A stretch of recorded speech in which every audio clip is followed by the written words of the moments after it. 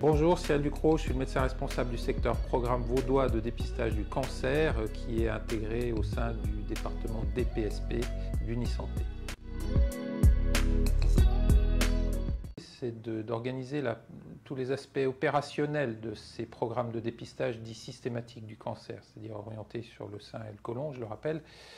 Donc de mettre à disposition de la population des tests de dépistage et puis également en essayant de résoudre la problématique d'accès d'ordre financier à ces procédures de dépistage. Les particularités des programmes de dépistage organisés sont qu'ils permettent un accès à une exemption de franchise pour les tests réalisés. L'enjeu, il est en fait de réduire la mortalité liée à cette affection. Nous, notre moyen, notre intervention, c'est donc la mise à disposition de tests de dépistage, la mammographie d'un côté pour le cancer du sein, et puis les tests de recherche de sang occulte dans les selles, ainsi que, ou en alternative la coloscopie en première intention pour le dépistage du cancer colorectal. On a deux dispositifs, donc vous l'avez compris, c'est d'une part les invitations spécifiquement orientées vers les femmes pour le dépistage du cancer du sein. Ces courriers d'invitation ils sont donc transmis tous les 2 ans.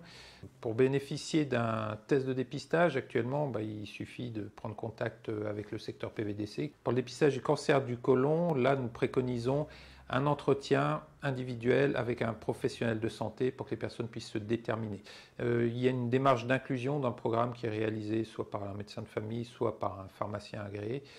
Pour le cancer du sein, ce sont donc les femmes âgées de 50 à 74 ans. Pour le dépistage du cancer colorectal, ce sont les hommes et les femmes âgés de 50 à 69 ans.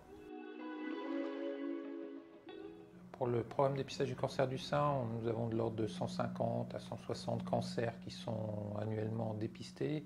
Pour ce qui concerne le dépistage du cancer colorectal, actuellement, on est plutôt aux alentours de 40 cancers colorectaux qui ont été dépistés.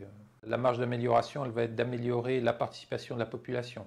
Après, il est évident qu'on anticipe sur le futur et sur le fait que des nouveaux tests vont émerger avec beaucoup plus de capacité à détecter des cancers à des stades précoces, mais également avec un meilleur contrôle de leurs effets négatifs potentiels.